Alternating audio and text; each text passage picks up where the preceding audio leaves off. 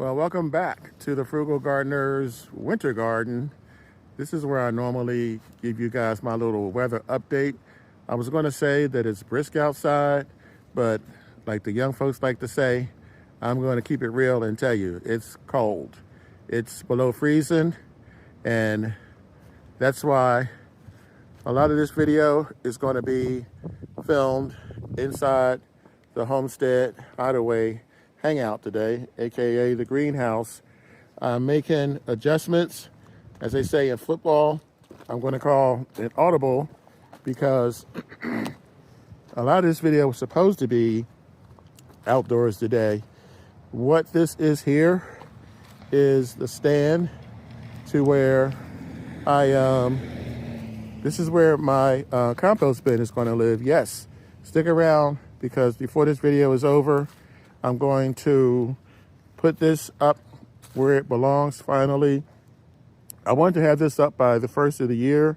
I didn't quite make it. There's a lot going on. So I finally got that set up. This compost bin is one I've used, well, the style, it's a DIY, and I've been using this style for, wow. Well, I missed composting for the last 3 years. But prior to that, I composted for about 7 years. And this is the first time that I'm actually doing that up here. It is the dead of winter. And for those of you who are here for the first time, I am the Frugal Gardener. I garden in Zone 7A in the hills of West Virginia. My homestead is located on approximately 4.5 acres, and my garden, my outdoor garden, is usually about 1/4 acre, but I am going to expand that next summer. I'm going to make it larger because there's a lot going on, and I said this series was going to be about 3 or 4 episodes, and with everything that I'm gathering, with everything that I'm doing, it's probably going to be 5. And the reason why I'm saying that is because this series, which is the Savvy Gardener, is about you guys planning now. And you've seen it in the previous videos if you've been here before. A lot of what I'm telling you guys is about things that you have to do now if you want to be able to be successful in the spring and summer. There's certain things you can wait to do, and there's certain things you cannot wait to do. So these are, for the most part, things that you have to do now. In this episode or the next episode, like I said, I'm kind of switching things up. I'm going to talk about stratification. I'm going to talk about something that I did a while ago, an article called Future Food. I'm going to give you guys an update on some of the things that I've shown you earlier, a progress report of sorts. And we're going to plant something. Yes, in January, we're planting something, not outside, but in here. So let's get started. There's a lot to do. And like I said, what I don't cover on this episode, I will cover on the next episode. So come with me. Let's get in here where it's warmer.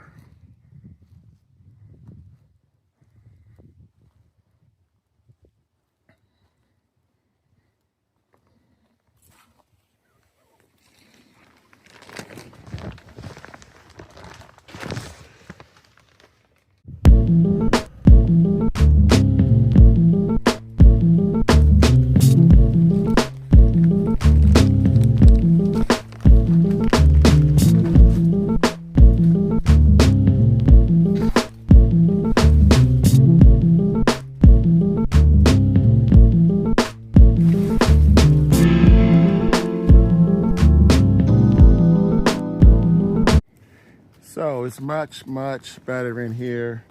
As a matter of fact, it's downright cozy. It's close to 60 degrees, which is pretty much double the temperature outside. And so before we get on with the planting and the stratification, I want to give you guys an update / reminder of what we did earlier and what I'm doing, hopefully what you guys are doing in order to save money this spring. We are collecting and stockpiling. This is banana powder that I showed you guys how to make, and this is a reminder of why. This is what it has: potassium, nitrogen. It has a lot of other nutrients, but the primary one is potassium. I'm not going to spend a lot of time on this because we've already gone over this. This is nitrogen, phosphorus, and potassium. Again, mostly nitrogen for the coffee grounds, mostly potassium. This is the latest one. Well, the latest one until today, which I will get to in a second, which is this guy over here.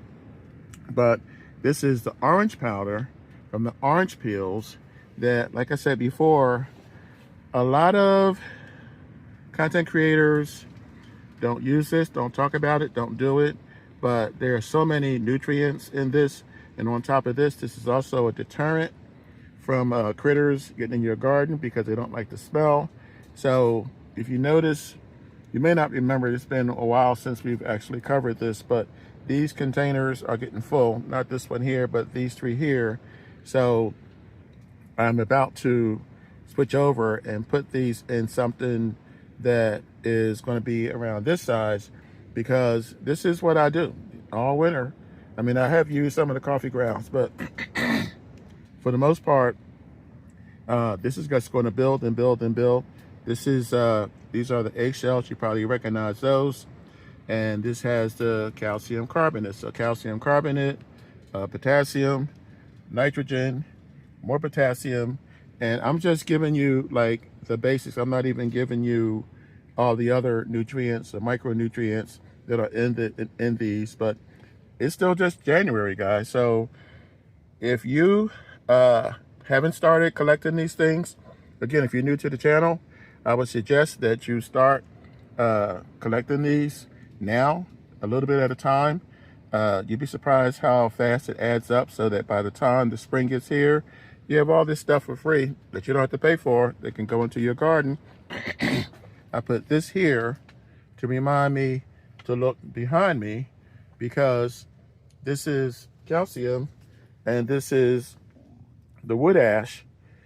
The frugal son-in-law loves a good fire. I've told you guys before. So over the holidays, well, him and I, this is a collaborative effort. Between the two of us, we kept a fire going for quite a bit of the time that they were here.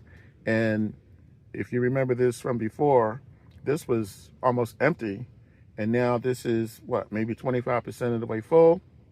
Again, it's January. This is probably going to be full by the time we get to the end of winter. And I'm not going to go into a whole lot of detail of what you can use these for, because this video, I told you guys before, I like to keep this short. So I'll go into more detail in another video. I finally got some of the leaves that I want. I want way more than this, but this is also going to give you the NPK that you need for this summer. These need to be shredded, and it's kind of a long story, so I'll spare you guys the detail. The shredder got misplaced during the move, and I can't find it. I don't really want to replace it, because when I replace it, you know what's going to happen. Then I'll find the old one. So I'm going to probably end up borrowing one. These leaves will break down over time anyway, but if you want to break them down by the summer, I really need to get these, well, that wind is kicking up out there. I really need to get these shredded, but either way, at least now I know I have them. So that takes care of that. And I'm going to move on now to stratification. So I did forget to mention about the Epsom salt. This is the new addition. This is the one thing that I actually have purchased, as opposed to just using what I have. And the reason is because this has magnesium. This is not has magnesium. This is for when you have a deficiency of magnesium and sulfur. So this will add magnesium and sulfur to your garden if what you have already is not working for you. So okay, now, so most of you probably heard the word stratification. You probably even used it.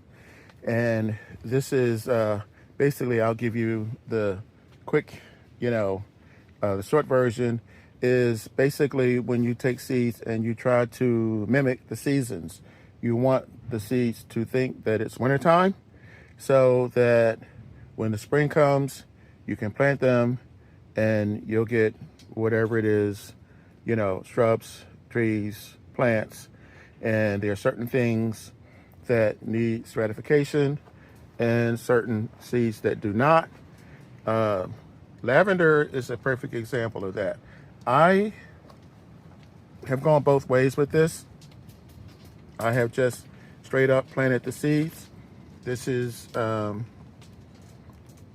what they look like. Well, it's what there's a picture of the lavender.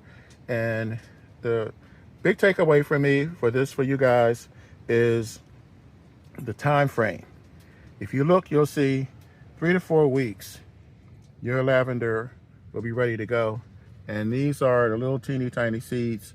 Basically, there's a couple of ways you can do this, but the simplest, the most common way that I've seen is you basically get a paper towel, you moisten it, you add the seeds, you get as much air out of it as possible, and you close this up, get a Ziploc bag, and you put it in the refrigerator, not in the freezer like I do when I'm actually saving seeds, but in the refrigerator. So this is 4 weeks, but if you look at the muscadine grapes, that's 90 days. So obviously I put the dates on these, the same process for all 4 of these.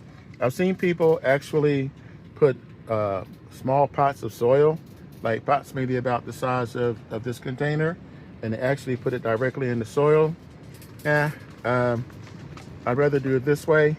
So the muscadine grapes, these are the dates that I planted these on, and this way I can count and I know when to take them out. You don't want to let these dry out. They shouldn't, but I would check on these every couple of weeks to make sure. This I'm excited about. This is the Wild American Plum, but look at the amount of time you have to leave these in. That's 3 months. So when you go from here from 4 weeks to 3 months, that's quite a bit of time. And then the blackberries, that's something new. In fact, most of these, the lavender is not, but most of these are new for me. And I'll tell you why in a second. But you're looking at 4 to 6 months for the blackberries. So that's double. It could be double the time, what you see here. And they'll start to sprout. I'll go into this in more detail later. But for now, again, this is something that you want to start now. This is January. We have about a week and a half left in this month. So February, March, April, May, before you know it, spring and summer is going to be here.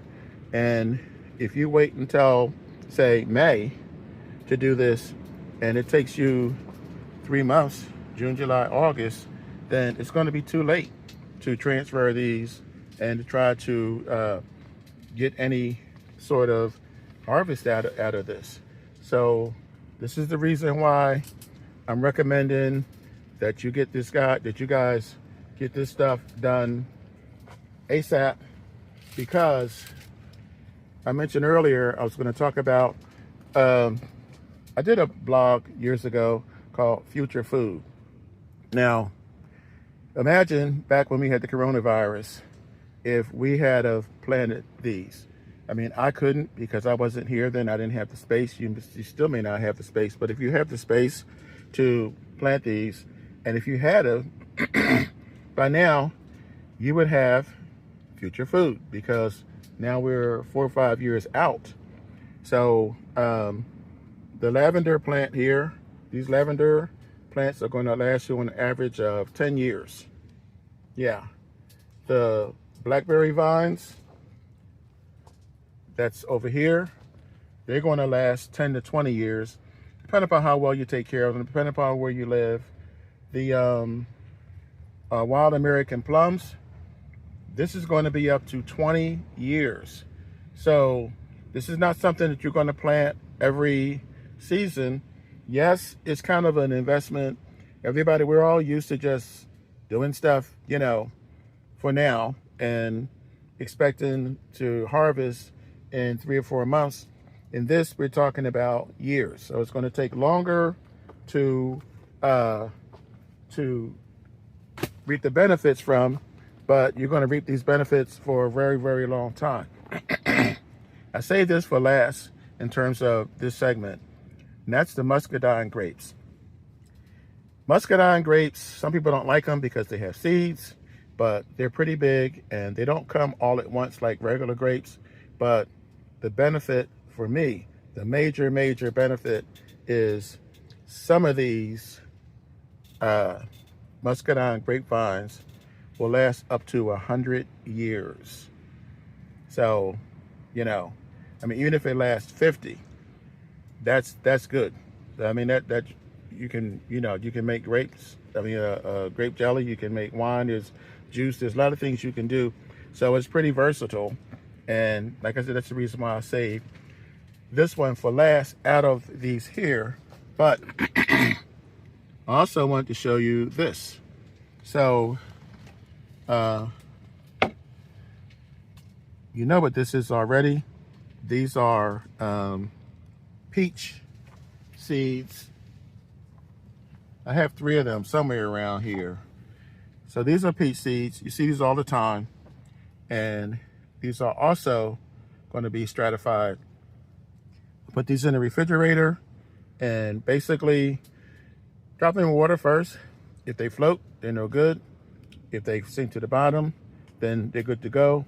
And you put them in the refrigerator for 3 or 4 months. I did not write this one down, so you have to double check it, but this sits in the fridge. You don't have to do any of this stuff with it. And then when springtime comes, you crack it open and you plant it. These are the, around this is the, these are the plum seeds, the small seeds. So you have the same situation.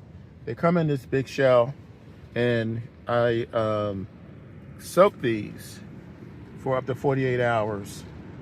And then you whack them. That's why this hammer's here, to remind me. What I do is I put them in here, and I whack them with the hammer. This is the shell here. So I whack them with the hammer and just take the seed out. And then that's how I got the seeds in here. These are the seeds. You can't really get a good look at them, but yeah. So that is pretty much it for that. We're going to come back to these and give you updates just like I did with these, but I want to give you guys a chance to gather these up. This is what I'm planning, but again, you know, you might not like any of these. You might like all of them. You might pick one of them. It's up to you. So moving on up,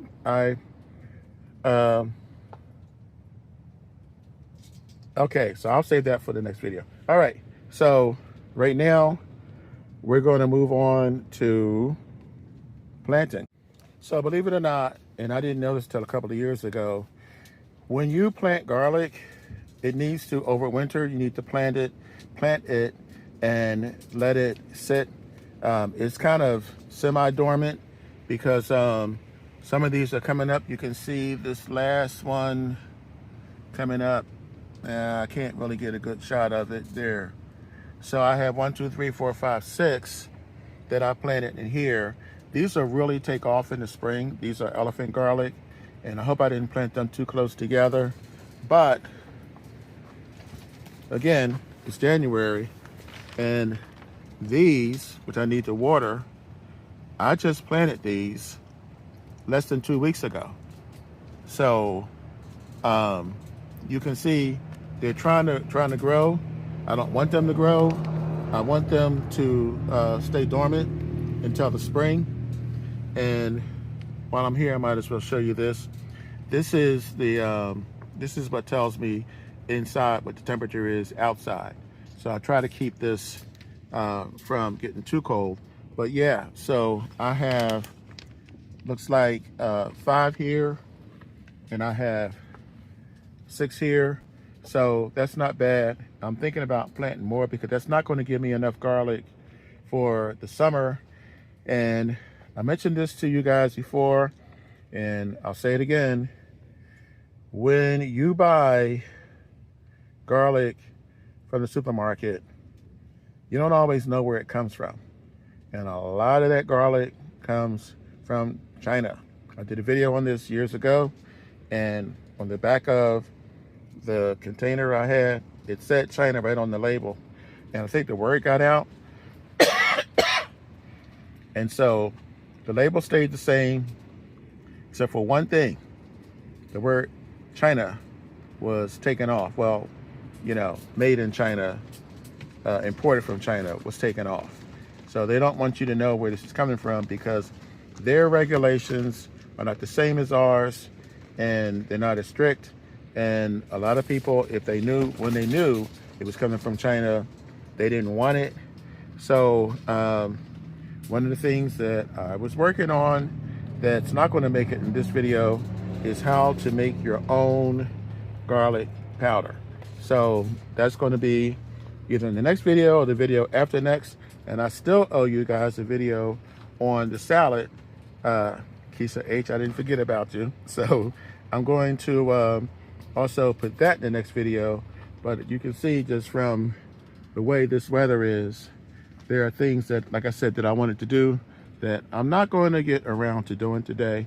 But to wrap this video up, we're going to brave the elements. And I'm going to take you outside and show you my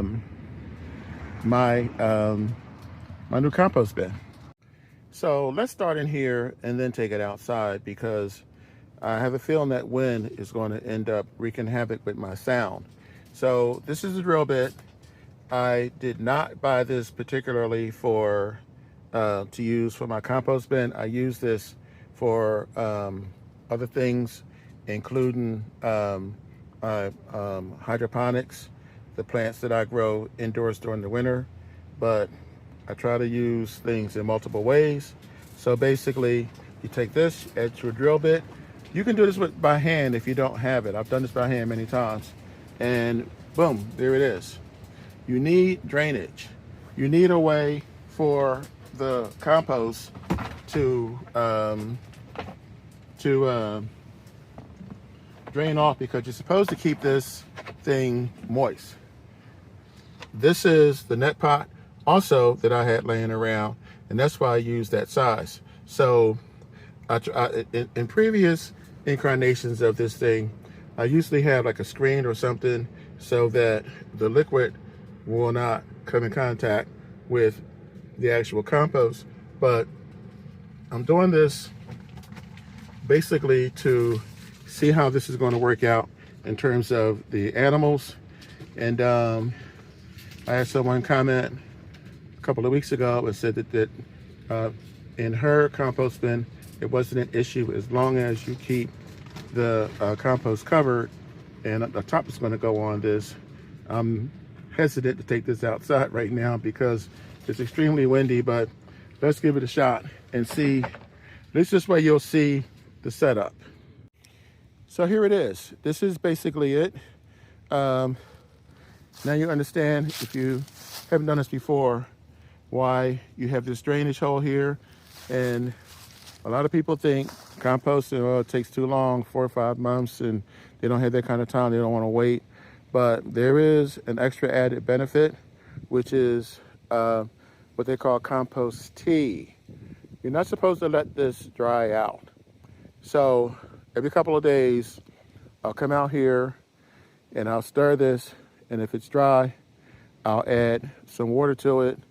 And when this gets full or close to full, I can use this in my garden. This is good stuff, and it's free. And like I said, you don't have to wait a long time for it. I have to make a minor adjustment because these two logs are going to go under here. So instead of buying something to prop this up on like cinder blocks, again, I'm using what I have. And basically, this is a whole nother video. This is going to fit over the top. And right now, I'm just trying to hurry before the next gust of wind comes. And I'm going to either put a brick that I have laying around here somewhere, or I'm going to put logs or bungees. My original thought was to use bungees and put the bungees on here to keep it in place and hopefully keep the critters out. And by the spring, I'm hoping that by April, May, I'll have compost. It's a whole process. People think it's complicated. It really isn't. You have a mixture of greens and browns, and that is how you basically are successful with your compost. And this is going to tip over. So this is what I thought was going to happen. All right, so this is it. Once the wind settles, I will put this up permanently. And right now it's empty, so it's easy to blow over. But once I start filling it up, here's a piece of wood that I can use to stabilize it. But as I told you guys before, it gets quite windy out here. Now you see for yourself. But that's all I'm going to do today, because there is stuff that I'm still working on. There's stuff that is still coming in, and I have not one, but two surprises to show you guys. You can get an idea of how windy it is just by looking at these trees. They're no joke. That's the reason why all this stuff is down here. At any rate, I had something that was sent to me in the mail. I'm not going to go into it now. And I'm having something else that's being sent to me. So I'm going to be able to share that with you guys in upcoming videos. But that's it for today. Thank you for stopping by. And once again, when you grow your own food, you'll always know where it comes from. I'll catch you guys on the flip side. This is the Frugal Gardener. Have a great day.